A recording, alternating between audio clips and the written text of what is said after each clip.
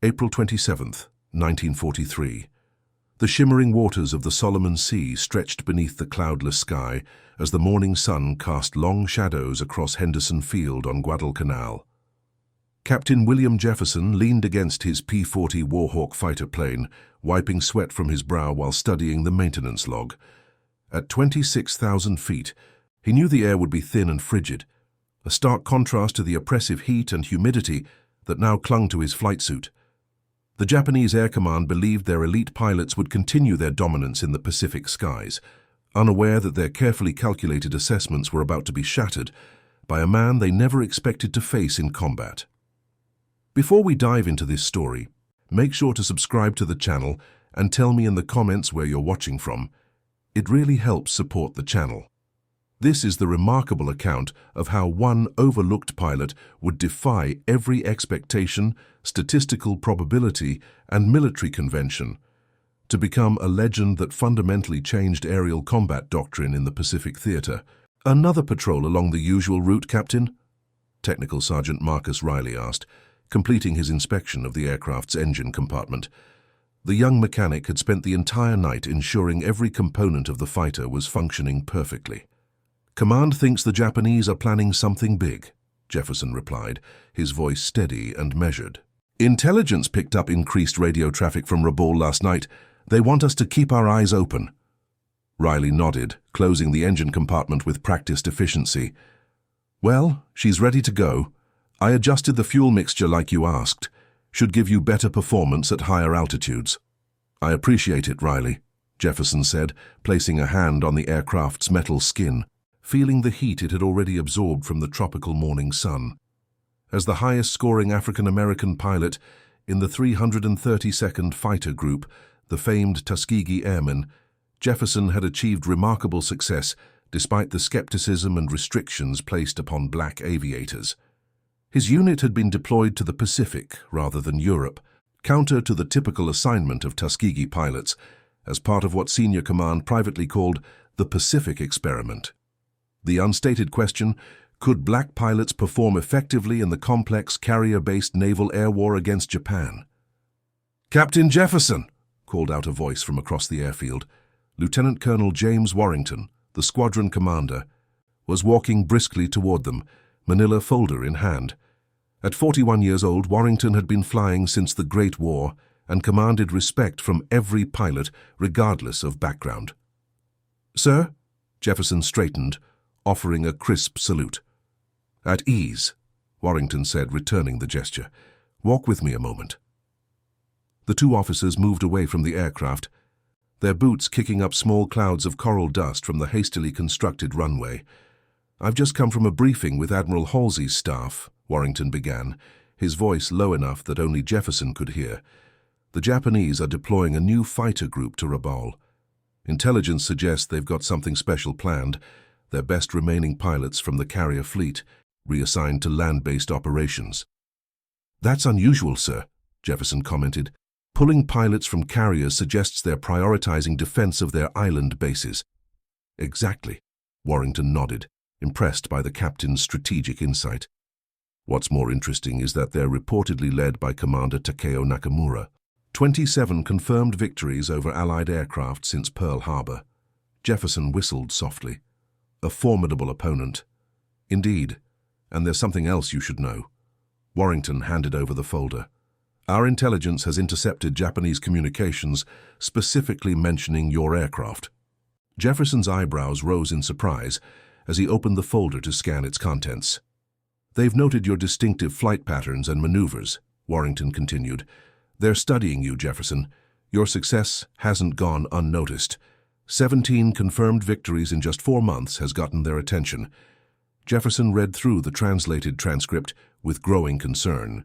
The Japanese assessment was detailed and methodical, analyzing his preferred attack angles, altitude performance metrics, and tactical tendencies. "They believe they've identified exploitable patterns in your approach," Warrington said. "They're specifically training to counter your techniques." "Permission to speak freely, sir?" Jefferson asked, closing the folder. "Always, Captain. If they're studying my patterns that closely, perhaps it's time I stopped being so predictable." Warrington smiled, a glint of approval in his eyes. That's precisely what I was thinking. How would you approach it? Jefferson considered for a moment before responding. When I was training at Tuskegee, our instructor, Captain Davis, had us study the mathematical patterns of aerial combat. Most pilots fly instinctively, but Davis taught us to understand the geometry and physics behind every maneuver.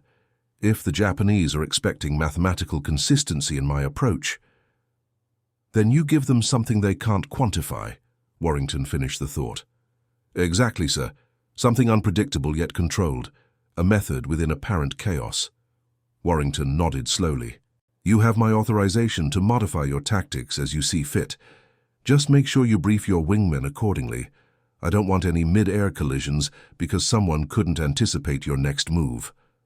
Understood, sir. One more thing, Jefferson, Warrington added, his expression becoming more serious. Command is watching this closely. The success or failure of your squadron here isn't just about winning engagements against the Japanese. The unspoken message was clear. The performance of the Tuskegee Airmen in the Pacific would influence future deployment decisions for black aviators throughout the war. We won't let them down, sir, Jefferson replied firmly. I know you won't. Briefing in 30 minutes. Squadron takes off at 0700. As Warrington walked away, Jefferson returned to his aircraft, his mind already working through the implications of what he had just learned. The Japanese had identified patterns in his combat approach, believing they had decoded his methodology. In truth, they had merely scratched the surface. Back at the Warhawk, Technical Sergeant Riley was completing his final checks. Everything all right, Captain? Riley asked, noticing the change in Jefferson's demeanor. We're going to make some adjustments, Riley, Jefferson replied, unfolding a small notebook from his breast pocket and sketching rapidly. How quickly can you modify the trim tabs on the elevators? Riley studied the diagram Jefferson was drawing. That's an unusual configuration, sir. It'll make the aircraft more sensitive in the vertical plane. That's exactly what I want. I need more responsiveness during vertical transitions. Can you do it? Riley considered the request, mentally calculating the adjustments needed. Yes, sir, I'll need about 20 minutes. Make it 15. And Riley, not a word about these modifications to anyone. Understood, sir. While Riley worked on the aircraft, Jefferson retreated to a quiet corner of the operations tent, where he spread out several sheets of paper and began calculating new approach vectors and maneuver sequences. His training at Tuskegee had been distinctive. While all military pilots received instruction in aerodynamics and combat tactics, the program for black aviators had included additional emphasis on mathematical precision, partly due to the influence of civilian instructors from nearby black colleges who had backgrounds in engineering and physics. Captain Benjamin Davis, their commanding officer at Tuskegee, had insisted on this rigorous technical approach, arguing that black pilots would need to be undeniably superior in technical skill to overcome the prejudice they would face. They'll look for any excuse to say you don't belong in that cockpit, Davis had told them. Don't give them one. Know your aircraft and the science behind flight better than anyone else in the sky. Now, Jefferson was drawing on that training to develop a new approach to aerial combat, one based on deliberately introduced variables and controlled unpredictability rather than the rote application of standard fighter tactics. At exactly 0645, Jefferson joined 7 other pilots from his squadron in the briefing room, a repurposed storage tent with a large map of the Solomon Islands pinned to a wooden board. Gentlemen, Lieutenant Colonel Warrington began, intelligence indicates increased Japanese air activity around Rabaul and Bougainville. Our mission today is to conduct a long-range patrol north of the Russell Islands to intercept any reconnaissance aircraft they might be sending our way. Warrington pointed to specific coordinates on the map. We anticipate potential contact in this area, approximately 170 miles northwest of our position. Recent radar installations have given us improved early warning capability, but visibility will be your most reliable tool. He turned to Jefferson. Captain, you'll lead blue section. Lieutenant Harris will take red section. Standard patrol formation until contact. Then you'll implement the tactical modifications Captain Jefferson will now explain. Jefferson stepped forward, aware of the curious glances from his fellow pilots. "The Japanese have been studying our engagement patterns," he began.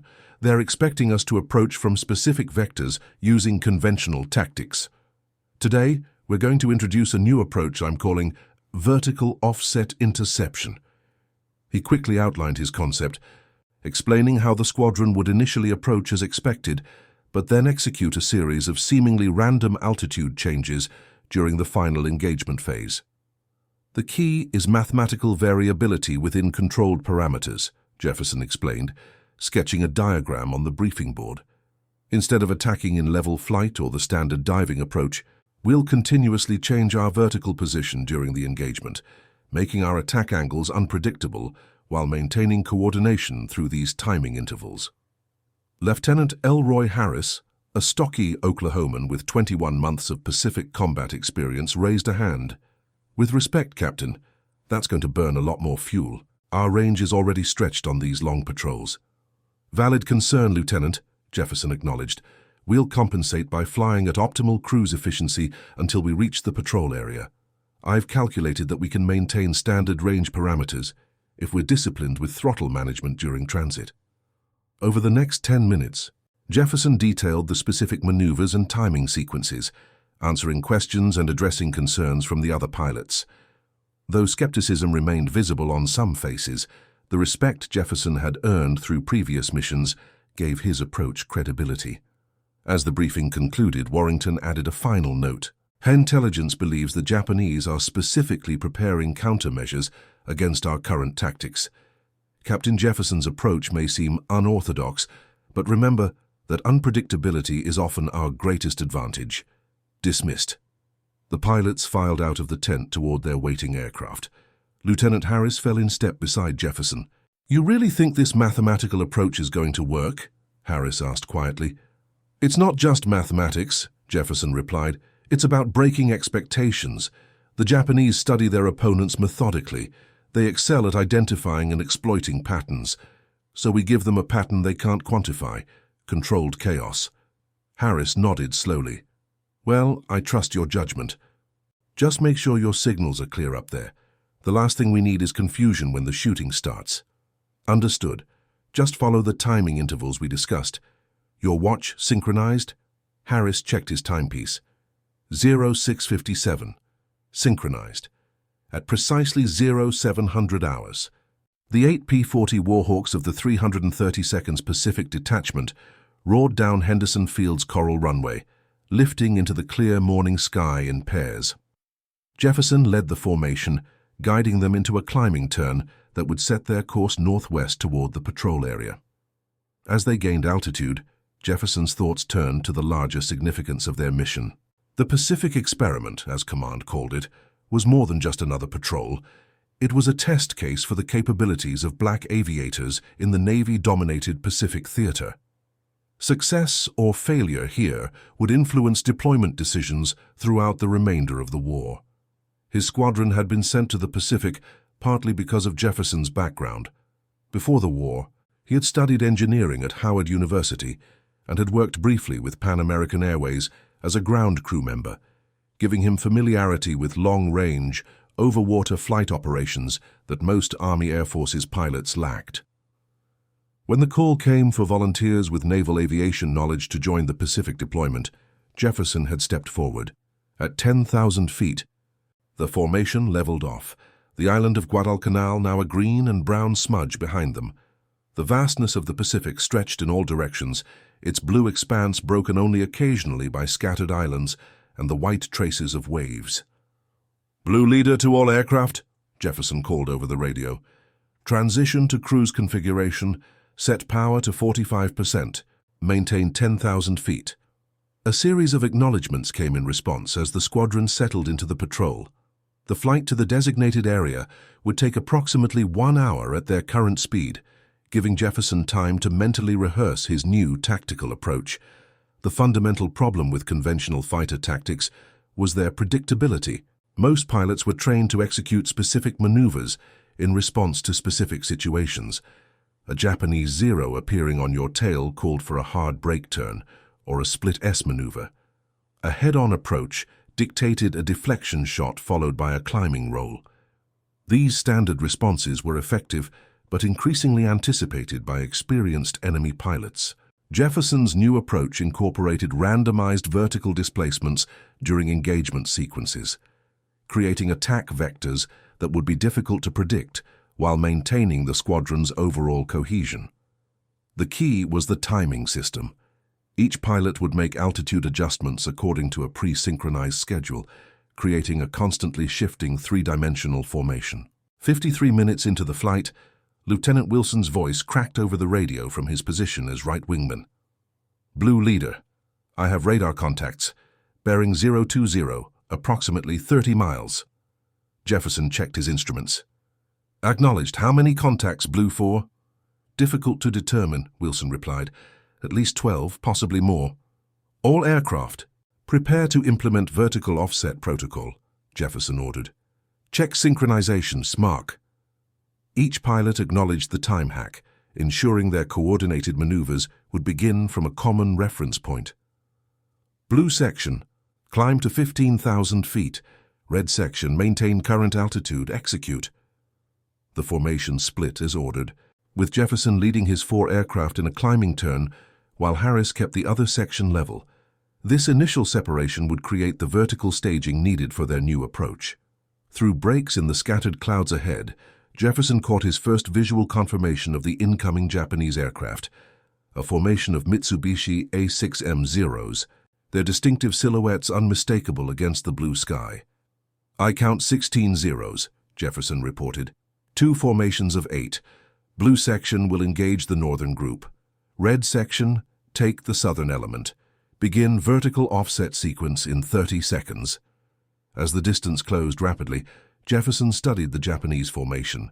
They were flying in a disciplined arrangement, typical of experienced pilots, maintaining optimal spacing for mutual defense. Their approach suggested confidence, perhaps too much confidence. "Sequence commencing now," Jefferson called, initiating the first phase of their new tactics. What followed appeared to an outside observer as controlled chaos. Rather than approaching in a standard fighting formation, the American fighters began executing a series of coordinated but seemingly random altitude changes. Each aircraft shifted position vertically at 15-second intervals, creating a constantly changing three-dimensional arrangement that made their attack vectors unpredictable. The Japanese formation, clearly surprised by this unorthodox approach, momentarily hesitated. That brief disruption in their timing was all Jefferson needed.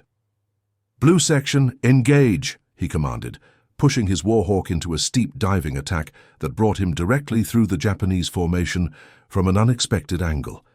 His first target, a 0 on the formation's edge, had no time to react before Jefferson's 650 caliber machine guns ripped into its wing root and cockpit area. The Japanese aircraft shuddered under the impact, rolled inverted, and began a spinning descent toward the ocean below. Around him, the sky erupted in a whirling melee of aircraft. The Japanese pilots, recovering from their initial surprise, responded with the exceptional skill for which they were renowned. But the continuous vertical repositioning of the American fighters disrupted their ability to establish firing solutions or coordinate their defensive tactics. Lieutenant Harris's voice came through the radio, tense but controlled. "Red 2, climb now. Red 4, offset right." The coordinated movements of Red section were creating similar confusion among the southern Japanese formation. The American pilots' synchronized but unpredictable altitude changes forced their opponents to continuously adjust their approach, preventing them from settling into their preferred fighting rhythm. Jefferson completed his initial pass and pulled into a climbing roll, checking his timing indicator before executing his next planned altitude shift. Below and to his right, he saw Lieutenant Wilson's Warhawk pursue a 0 through a tight turning engagement, the American fighter maintaining pressure through a series of unexpected vertical transitions that prevented the more maneuverable Japanese aircraft from exploiting its superior turning radius. "Blue 3, 0 on your 6, Jefferson warned Lieutenant Carter. "Executing vertical offset," Carter responded calmly, abruptly pushing his aircraft into a steep dive before transitioning to a climbing spiral, a sequence precisely timed according to Jefferson's system. The pursuing 0, Anticipating a standard evasive maneuver, overshot and momentarily presented its vulnerable underside to Jefferson, who did not hesitate to exploit the opportunity. A second Zero spiraled downward, trailing smoke from its damaged engine. The engagement continued for nearly 8 minutes, an eternity in aerial combat terms. Throughout the swirling battle, Jefferson's squadron maintained their disciplined timing sequences, continuously shifting the vertical dimension of the fight in ways that confused and disrupted the Japanese pilots' expectations. When the Japanese commander finally ordered a withdrawal, 8 of the 16 Zeros were descending toward the ocean, damaged or defeated. The American squadron had lost 1 aircraft. Lieutenant Parker's Warhawk had taken critical damage to its control surfaces, forcing him to bail out over the water. The squadron marked his position for rescue seaplanes before reluctantly turning back toward Guadalcanal, fuel concerns preventing them from lingering to protect their downed comrade. "Blue leader to all aircraft," Jefferson transmitted as they reformed for the return journey. "Excellent execution. Maintain formation and optimal cruise settings. We're running at minimum reserve fuel."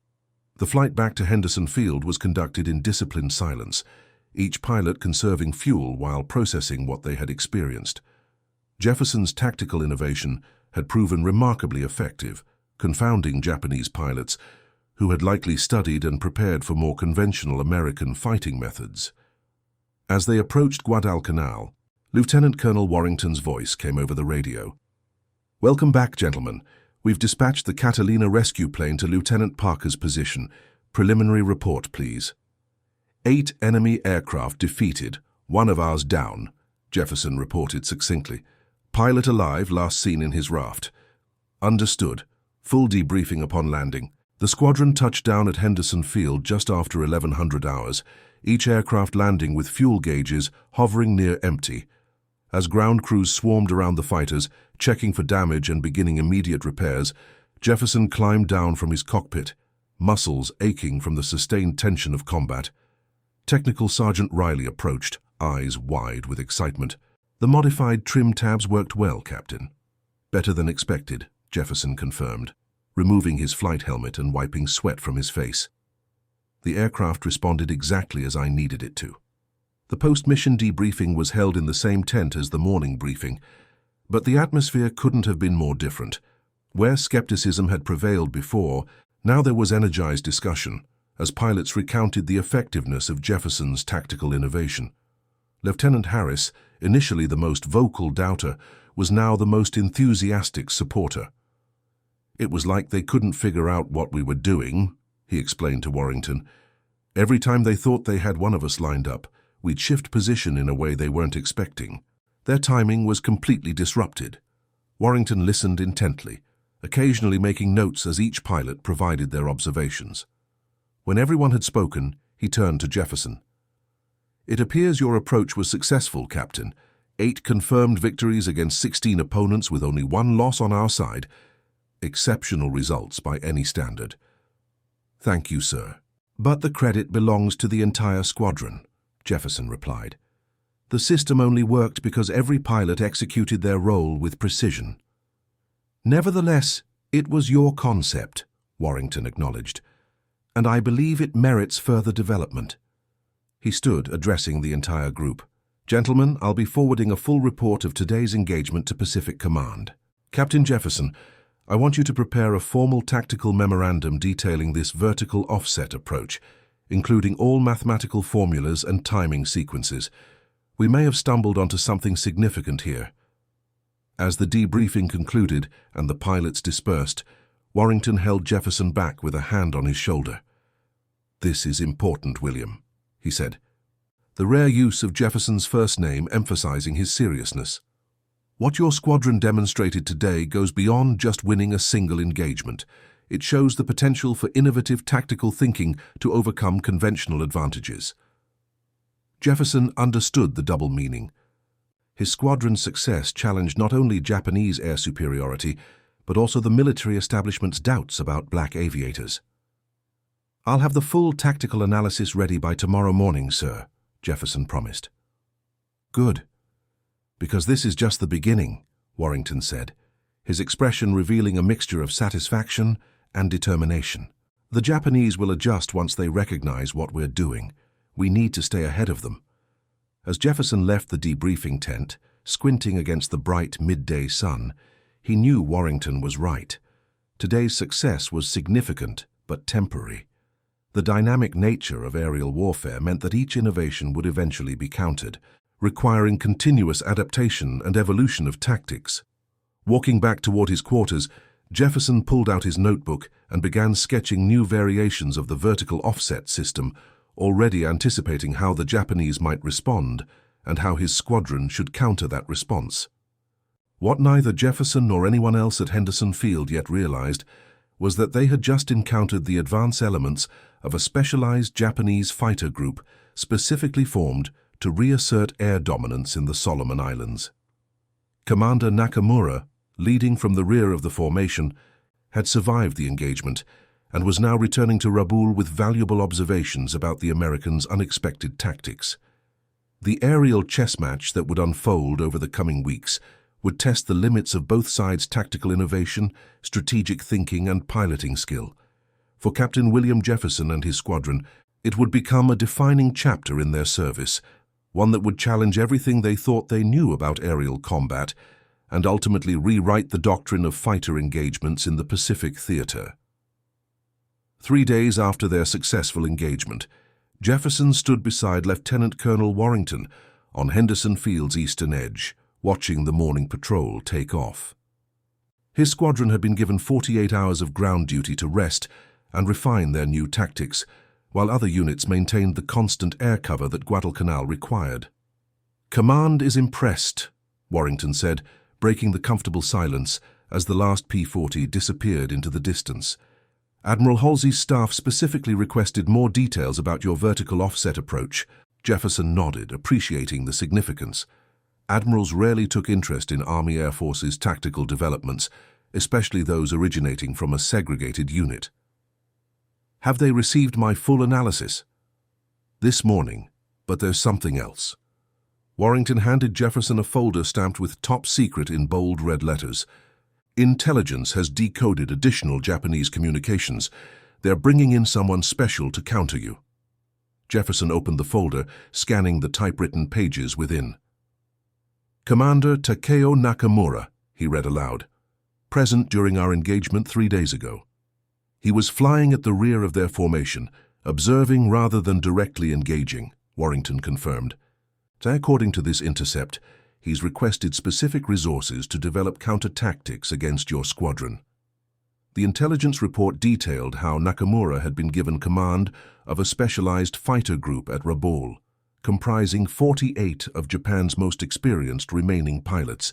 Their explicit mission: to neutralize the new American tactics that had disrupted their air superiority in the Solomon Islands theater. "They're taking us very seriously," Jefferson observed, an unexpected sense of professional pride mixing with the gravity of the situation. "More than that," Warrington replied, tapping a paragraph near the bottom of the report, "they're specifically focusing on your aircraft. Nakamura has ordered his pilots to prioritize the elimination of the blue-marked P-40 in any engagement."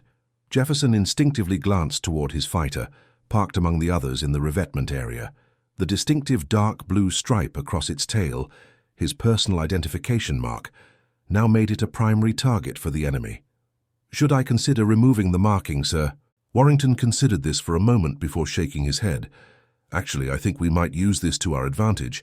If they're fixating on your aircraft, it could create opportunities for the rest of your squadron." A plan began forming in Jefferson's mind. "We could implement a variation of the Thatch weave, integrated with our vertical offset timing, if they commit multiple aircraft to targeting me." "Exactly," Warrington nodded, "but it would put you at considerable risk."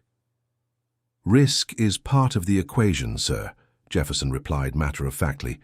"Every combat sortie is a calculated probability exercise. If drawing their attention improves our overall tactical advantage, then the mathematics support the approach." The dispassionate analysis masked the reality both men understood.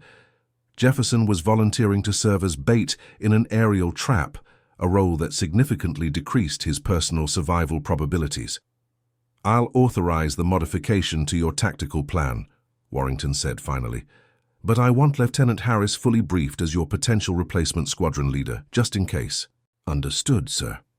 As Warrington walked away, Jefferson remained at the airfield's edge, watching the horizon where combat operations were unfolding beyond visual range.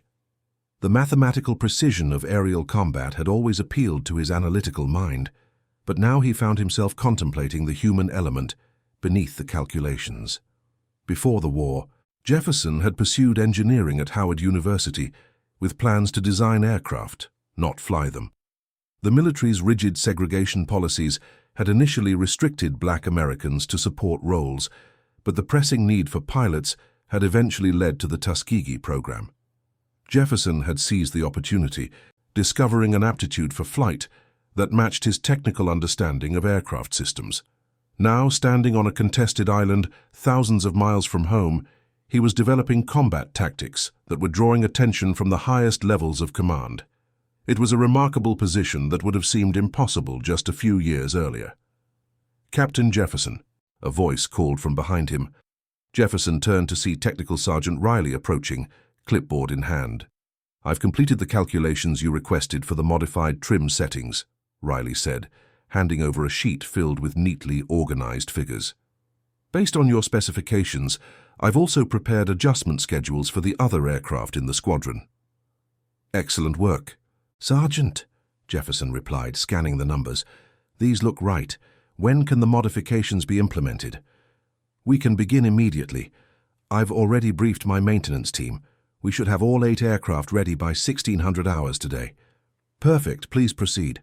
As Riley turned to leave, Jefferson added, "And Sergeant, your contribution to this is significant.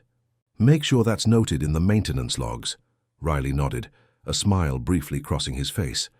As a black non-commissioned officer leading a racially integrated maintenance team, Riley navigated his own set of challenges, making his technical expertise all the more valuable. Throughout the afternoon, Jefferson worked with Lieutenant Harris and the other squadron pilots, refining the integration of their vertical offset system with the new defensive formation adaptations. Using blackboards, scale models, and eventually walking through positions on the ground, they developed a comprehensive tactical approach that would capitalize on the Japanese fixation with Jefferson's aircraft. By evening, the entire squadron had been briefed, the aircraft modified, and a patrol schedule established for the following day. Intelligence suggested heightened Japanese activity would resume after the brief lull, likely with new tactics specifically designed to counter their previous encounter. Just before sunset, Jefferson sought a few moments of solitude, walking to the eastern shore of Guadalcanal, where the vast Pacific stretched to the horizon. The beauty of the setting sun reflecting across the water created a surreal contrast to the war being waged across these islands. He sat on a piece of driftwood, pulling from his pocket a worn photograph of his family in Chicago, his parents standing proudly beside his younger sister, who had recently begun working as a riveter in an aircraft factory. "Thought I might find you here," came Lieutenant Harris's voice as he approached along the beach. "Mind some company?" "Not at all," Jefferson replied, gesturing to a spot beside him. Harris sat down with a tired sigh. "Maintenance says the aircraft are ready. Riley's team worked straight through dinner to finish the modifications." "They understand what's at stake," Jefferson said, carefully returning the photograph to his pocket. "The men were talking after the briefing," Harris continued, picking up a small shell and examining it. "There's a lot of confidence in this approach, but also concerns." "About the risk?" "About you specifically," Harris clarified. "Everyone recognizes you're positioning yourself as the primary target. Some are questioning whether that's the best use of our most experienced pilot." Jefferson considered this for a moment. "The mathematics support the tactical distribution of risk. My position in the formation creates the highest probability of overall success, even if it increases my personal vulnerability." Harris laughed softly. "That's exactly what I told them you'd say." He tossed the shell into the gentle waves. "But we both know there's more to it than mathematics." Jefferson nodded slowly. They rarely discussed the broader implications of their deployment, how the performance of the 332nd in the Pacific would influence opportunities for other black aviators, how each mission carried the weight of representation beyond the immediate tactical objectives. "If we're successful," Jefferson said finally, "it establishes a precedent, not just for the tactical approach, but for who gets to implement it." "And if we fail?" Harris asked quietly. "Then we fail as aviators, not as black aviators," Jefferson replied firmly. "The distinction matters." The two men sat in silence as darkness fell across the beach, the distant sounds of the airbase, generators humming, vehicles moving, voices calling, providing a mechanical backdrop to the natural rhythm of waves against sand. 0600 hours tomorrow, Harris eventually said, standing and brushing sand from his uniform. "I'll make sure everyone's ready." "Thank you, Lieutenant," Jefferson replied. "Get some rest." Alone again, Jefferson remained on the beach for another hour, mentally rehearsing flight patterns and combat scenarios while watching the stars emerge above the Pacific. The mathematical precision of celestial navigation had always fascinated him. Another system where understanding the underlying principles could guide one safely through seemingly chaotic environments. The following morning dawned clear and bright, with visibility extending to the limits of human perception. Jefferson's squadron was scheduled for the day's second patrol, departing at 0900 hours to investigate reported Japanese floatplane activity north of New Georgia. During the pre-flight briefing, Lieutenant Colonel Warrington provided updated intelligence. Reconnaissance photographed a significant buildup of aircraft at Rabaul 3 days ago. "We believe Commander Nakamura is preparing to challenge our air superiority in this sector. Your patrol route takes you directly through the area where we anticipate potential contact." The pilot studied the maps and weather reports, asking clarifying questions about emergency procedures and recognition signals for the day. As the briefing concluded, Warrington addressed one final point. "Command has authorized the formation of a specialized counter-tactic development unit based on Captain Jefferson's vertical offset system," he announced. "Upon successful completion of today's mission, we'll be expanding this tactical approach to other squadrons in the theater." This news energized the pilots. Their innovative approach was being recognized at the highest levels. As they dispersed to prepare their aircraft, there was a palpable sense of purpose beyond the day's patrol objectives. At precisely 0900 hours, Jefferson led the squadron off Henderson Field, the 8 P-40s climbing in formation toward their assigned patrol altitude of 12,000 feet. The modified trim settings gave the aircraft enhanced responsiveness in vertical maneuvers, a subtle but crucial advantage if they encountered the elite Japanese pilots they expected to face. "Blue leader to all aircraft," Jefferson called once they reached their cruise altitude. "Standard patrol formation until contact. Remember your timing sequences and maintain disciplined spacing. These modifications make the aircraft more sensitive in pitch. Compensate accordingly." The patrol proceeded uneventfully for the first hour as they traversed the azure expanse between islands, occasionally adjusting course to investigate surface vessels or cloud formations that might conceal enemy aircraft. The squadron maintained radio discipline, communicating only when necessary and using their practice shorthand to minimize transmission time. At 10:12 hours, the radio crackled with an urgent message from Guadalcanal's radar station. "Multiple bogies approaching from bearing 340, altitude estimated 15,000 feet, range 70 miles, closing fast." "Acknowledged," Jefferson responded. Blue Squadron moving to intercept. He led the formation in a climbing turn toward the reported contacts, using the sun's position to gain a tactical advantage in visibility. As they ascended through 14,000 feet, Jefferson issued his next command. "Implement vertical offset formation option 3. Commence in 30 seconds. Dax Mark." The squadron smoothly transitioned into their modified combat arrangement, with aircraft positioned at staggered altitudes according to their rehearsed pattern. Jefferson's distinctive blue-marked P-40 held the central position, deliberately exposed to draw attention while creating optimal firing lanes for his wingmen. Through breaks in the scattered clouds ahead, the Japanese formation became visible. 18 Zeros approaching in a disciplined 3-tiered formation that suggested careful tactical planning. "They've adapted their approach," Jefferson observed over the radio. "Maintain our timing sequence, but be prepared for vertical compression tactics. They're stacking their formation to counter our altitude variations. As the distance between the formations rapidly decreased, the Japanese aircraft suddenly executed a coordinated maneuver, splitting into smaller elements that began to weave through different altitude bands, a clear attempt to disrupt the Americans' vertical offset system by creating confusion across multiple levels. "They've studied our previous engagement," Jefferson noted calmly. "Implement contingency pattern delta. Accelerate the timing cycle to 8-second intervals." The P-40s responded immediately, increasing the frequency of their altitude shifts while maintaining their relative positioning. This adjustment compressed their defensive reaction time, but made their movements even more unpredictable to the approaching Japanese.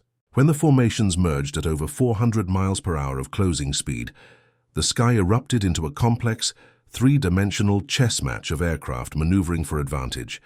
As Jefferson had predicted, multiple Japanese fighters immediately focused on his blue-marked aircraft, committing additional resources to target the American formation leader. "3 zeros on your tail, Blue Leader," Lieutenant Wilson called out. "Executing as planned," Jefferson replied, purposely allowing his aircraft to appear vulnerable while subtly adjusting his flight path to draw the pursuing Japanese into the prepared kill zone. The trap worked precisely as designed. As 3 zeros concentrated on pursuing Jefferson's aircraft, they flew directly into the overlapping fields of fire from Harris and Wilson, who had maintained their timed altitude shifts above and below Jefferson's position. 2 of the Japanese fighters were caught in the devastating crossfire, while the third broke away with smoke trailing from its engine cowling. Throughout the swirling combat, Jefferson's squadron maintained their disciplined timing sequences, continuously shifting positions in ways that confounded the Japanese pilots' expectations. The mathematical precision of their movements created an almost hypnotic pattern of firepower that seemed to anticipate where enemy aircraft would be vulnerable.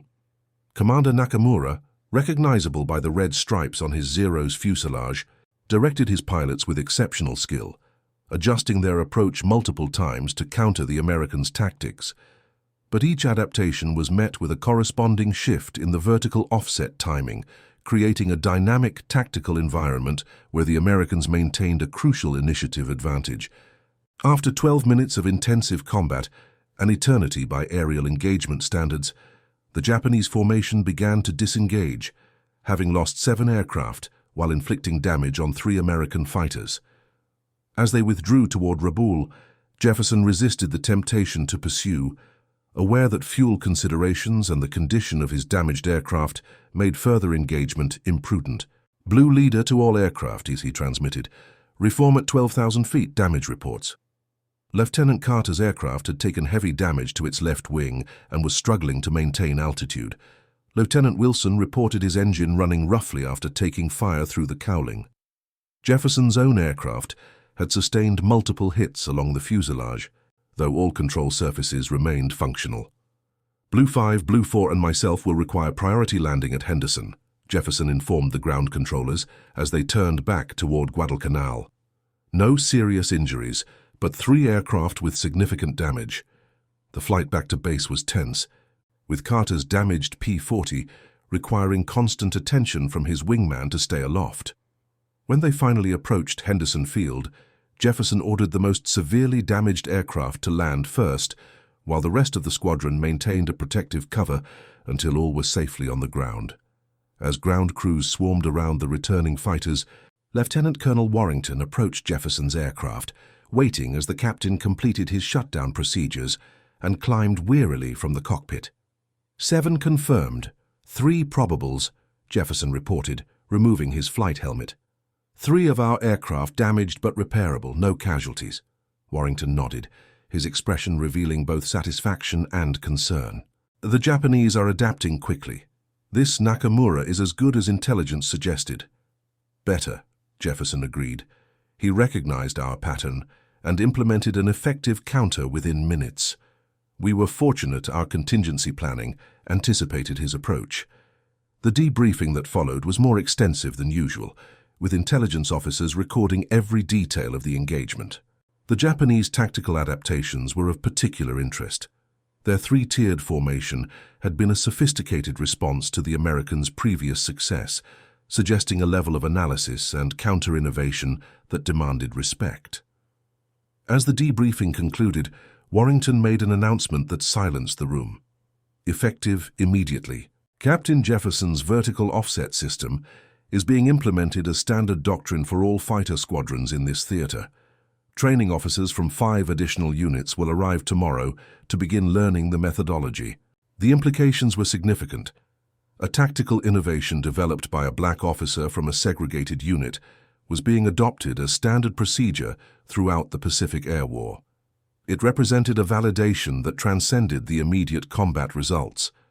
Additionally, Warrington continued, Admiral Halsey has personally requested that Captain Jefferson prepare a comprehensive tactical manual for distribution to all Allied fighter units in the Pacific. The following 3 weeks saw an intense period of both combat operations and instructional activities.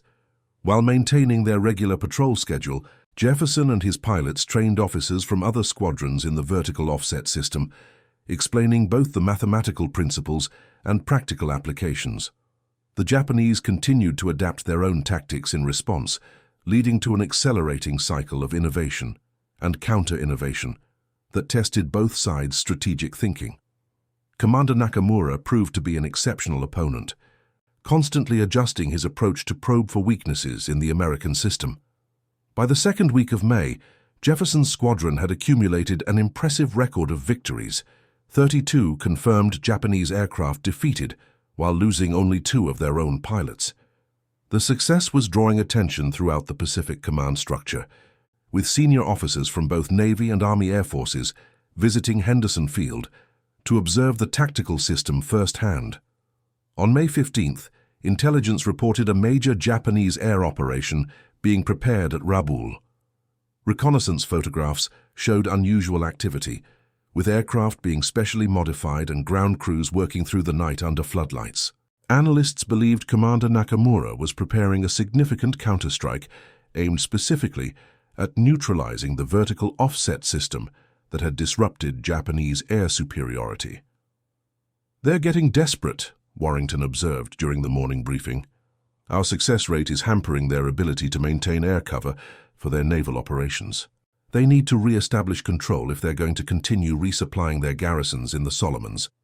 The intelligence assessment suggested the Japanese would launch their operation within 48 hours, likely targeting Henderson Field directly in an attempt to destroy the American aircraft on the ground before they could become airborne.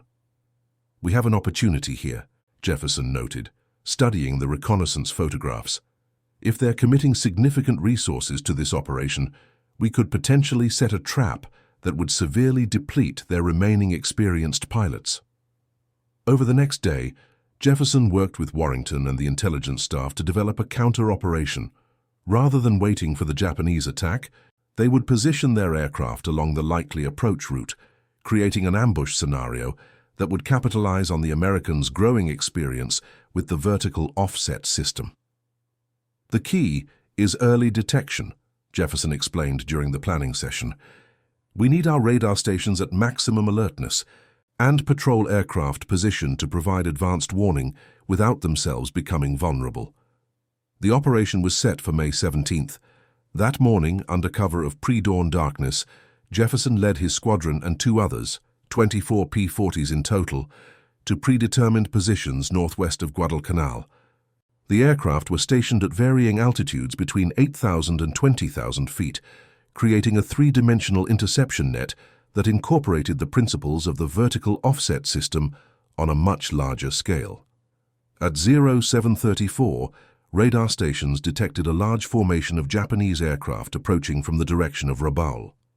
Initial estimates suggested over 30 fighters escorting approximately 15 bombers, a major commitment of resources that confirmed the operation's importance to the Japanese command. "All squadrons maintain position and radio silence," Jefferson instructed. "Implement full vertical offset protocol on my signal. Remember your timing sequences and trust your training." As the Japanese formation approached the ambush position, Jefferson waited until they had fully committed to their course before giving the order. Execute vertical offset. Commence attack sequence. What followed was the largest and most successful implementation of Jefferson's tactical system to date. The American fighters, appearing seemingly from nowhere as they emerged from cloud cover at multiple altitudes, completely disrupted the Japanese formation before they could organize an effective defense. Commander Nakamura, again identifiable by his distinctive aircraft markings, attempted to rally his pilots, but the carefully orchestrated American attack had created too much confusion. The vertical offset timing, now implemented across 3 coordinated squadrons, created an overwhelming geometric advantage that even the most experienced Japanese pilots struggled to counter. The resulting engagement lasted 22 minutes and covered nearly 60 miles of airspace as the Japanese formation disintegrated under the American assault. By the time Commander Nakamura ordered a full withdrawal, 17 Japanese fighters and 11 bombers had been defeated, with several more damaged to varying degrees. The American forces lost 3 aircraft, with 2 pilots successfully bailing out, and 1, Lieutenant Rodriguez from the 411th Squadron, confirmed lost when his parachute failed to deploy properly. As the Japanese remnants retreated toward Rabaul, Jefferson led the American squadrons in a disciplined disengagement, maintaining formation integrity as they returned to Henderson Field. The mood was one of grim satisfaction. They had achieved their tactical objectives at significant cost to the enemy, but the loss of Lieutenant Rodriguez tempered any sense of triumph. Upon landing, Jefferson was immediately summoned to a secure communications facility where Admiral Halsey was waiting to speak with him directly via radio. This unprecedented access to such a senior commander underscored the importance being placed on the day's operation. "Captain Jefferson," the Admiral's voice crackled through the radio speaker, "preliminary reports suggest an exceptional success today. Initial assessment shows 30 Japanese aircraft defeated with minimal losses on our side. Is that accurate?" "Yes, sir," Jefferson confirmed. 28 confirmed with several more damaged. We lost 3 aircraft with 1 pilot confirmed deceased." "Outstanding work, Captain. Your vertical offset system has proven its value beyond question. I'm authorizing its immediate implementation throughout all fighter squadrons in the South Pacific Theater." The Admiral continued, outlining a new assignment that caught Jefferson by surprise. "Effective immediately, you are being temporarily reassigned to my staff headquarters in Noumea. We need you to conduct intensive training sessions with squadron leaders from throughout the theater. A transport aircraft will arrive tomorrow to bring you and your tactical documentation." The implications were significant. Jefferson was being positioned to influence fighter tactics across the entire South Pacific Command. It represented an extraordinary validation of both his tactical innovation and his leadership capabilities. "I understand, sir," Jefferson responded. "What about my squadron?" "Lieutenant Harris will assume temporary command during your absence," the Admiral replied. "This assignment should last approximately 3 weeks, after which you'll return to operational status with a promotion to Major." After concluding the conversation with Admiral Halsey, Jefferson sought out Lieutenant Colonel Warrington to discuss the transition of squadron leadership. As they walked along the airfield perimeter, Warrington shared an intelligence update that provided additional context to the day's success. Decoded transmissions confirm that Commander Nakamura was among those who did not return to Rabaul, Warrington said quietly. Japanese communications indicate his aircraft was last seen descending through cloud cover with significant damage. They're organizing search parties, but given the ocean conditions... Jefferson nodded solemnly. Despite being an adversary, Nakamura had earned his professional respect. A formidable tactician who had continuously challenged and improved Jefferson's own approach. "How many does that bring your personal total to?" Warrington asked. Jefferson had been so focused on the squadron's collective performance that he hadn't given much thought to his individual achievement. A quick mental calculation provided the answer. 40 confirmed victories, sir." Warrington stopped walking, turning to face Jefferson directly. "Do you realize what that means? You've just become the highest-scoring American ace in the Pacific Theater, and possibly the first Black American to achieve such a distinction in any theater." The significance hadn't fully registered with Jefferson, whose focus remained on the tactical system rather than personal accomplishments.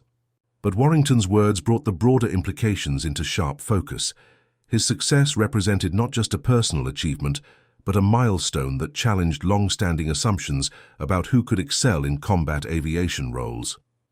The next morning, as promised, a transport aircraft arrived to take Jefferson to Admiral Halsey's headquarters in Noumea. As he prepared to board, his squadron gathered on the tarmac for an informal farewell. Lieutenant Harris stepped forward, extending his hand. "We'll keep the Japanese on their toes until you return, sir." "I know you will," Jefferson replied, grasping Harris's hand firmly. "The system works because of the pilots implementing it, not just the mathematics behind it." Technical Sergeant Riley approached next, handing Jefferson a small package.